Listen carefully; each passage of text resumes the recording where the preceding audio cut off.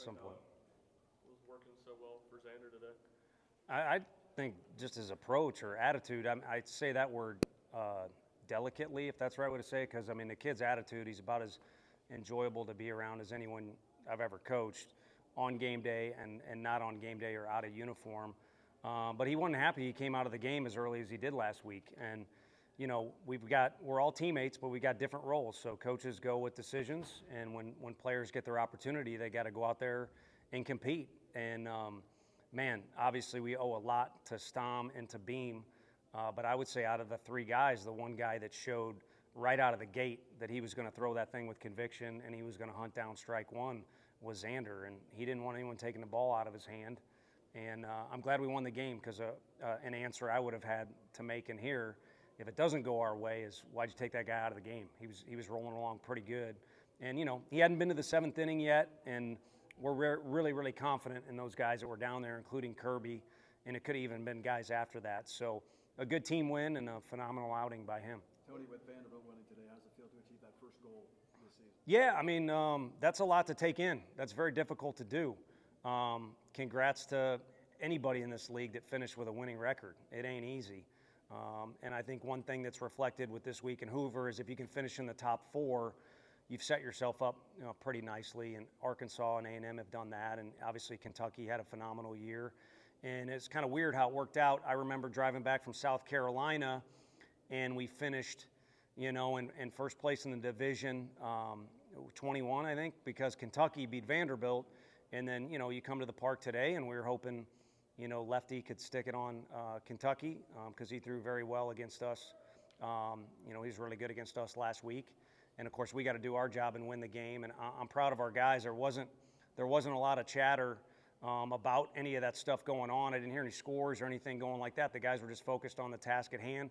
And if you do that, if you have the right approach, more times than not, the result will work itself out. What does it say about Xander that he came out knowing that there could be big stakes today through with that conviction you're talking about? I think he's evolved a lot as a player. I mean, look at what he's been a part of just in our dugout, in the locker room, and then on the field.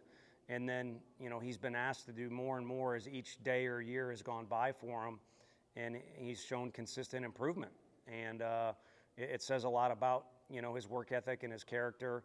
But I think the biggest thing is, like I was kind of alluding to today, is his determination. I think he's a lot more determined than maybe you'd recognize, because there's not as many fist pumps and things like that. So what you want out of a guy when he enters, you know, your hallways, become better each year, but it doesn't always work out that way. You have to evolve as a player, and he's done that, and he's got more time and more room to continue to do that. What about Aaron gives you the confidence that he can come in and finish out the game like he did today?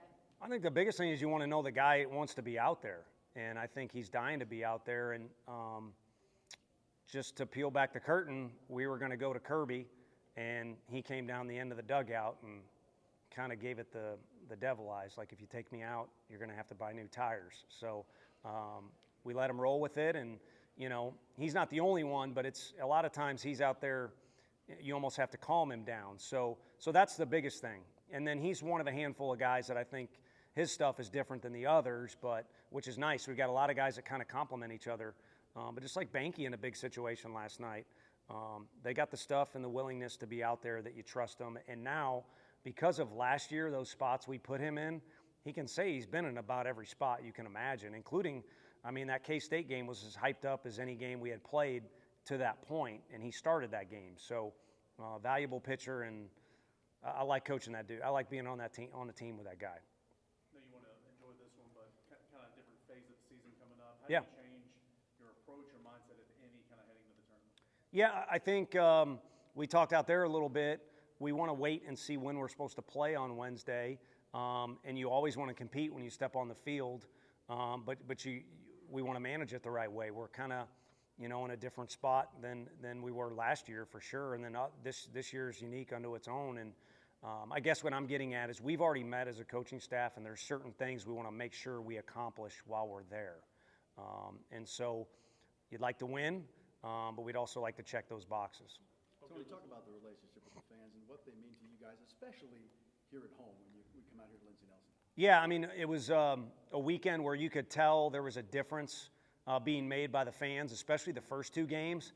today was not as explosive as a day, so it's not like they weren't involved, but you really noticed them giving us an edge the previous 2 nights. And I just congratulated Vince and John because they're a part of this too. It takes a village, especially if you're kind of coming from, we're pretty blessed, so there's no sympathy needed, but it's not like we have the biggest stadium or the best tradition or this or that. So in order to make progress, like I said, it takes a village, and there's an awful lot of people that have helped, including you all have been good to us, knock on all kinds of wood. So we appreciate that, and we recognize that. We don't take it for granted. And it's nice when the guys can celebrate.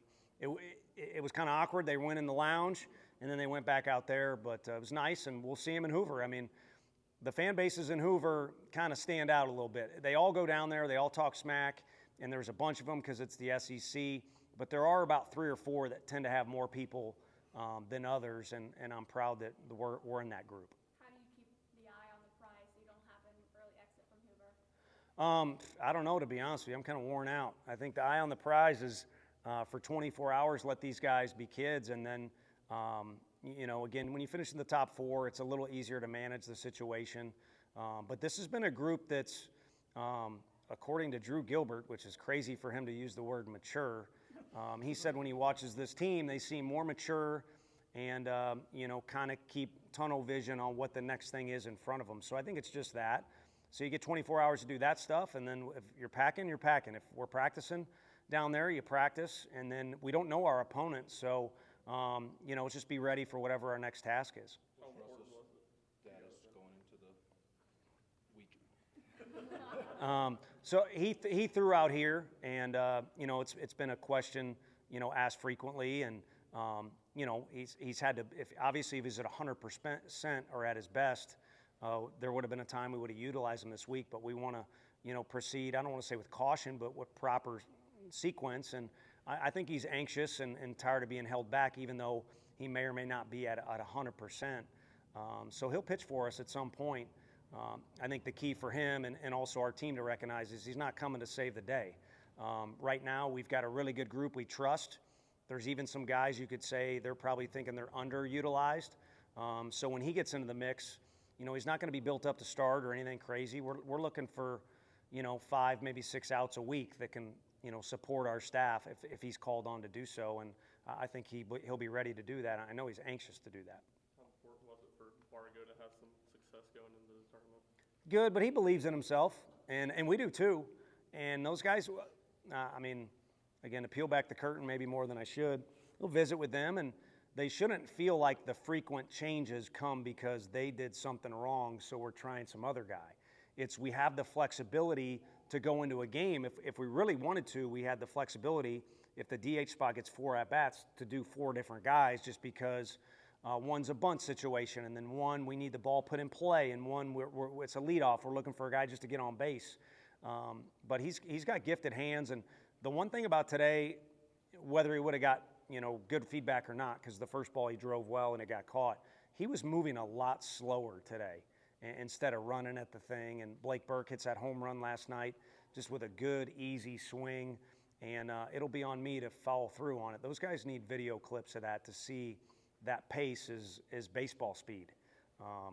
Just because a guy's throwing harder, he's got good stuff. You try and go faster, you're going to get in trouble. And we saw good stuff this weekend, so it's good preparation for Hoover because it's going to be – I'd rather be a fan than a coach in Hoover because it's a show. It's going to be nonstop stuff and obviously a lot of good players in one area. What would having Russell back do just from a depth and options perspective for the staff? I think make you feel better about various scenarios when we plan as coaches. I hate saying it, but worst case scenarios. If you look at this weekend, it went pretty well. Each guy really did his job, about as good as he can. No one was perfect. Beam, great outing, but wasn't great. Stom did his job, it wasn't great. Causey never really got in a flow. I guess Xander was probably the best guy on the whole weekend along with Combs, but no one was perfect, and we were able to piece that thing together without going Loy left on left. We really wanted Phillips to face Messina because he's so good. Both guys are so good. So it just added depth, and he started and relieved. So when you get into situations where you play more games than 3, you got a starter. So hopefully that's a decent answer.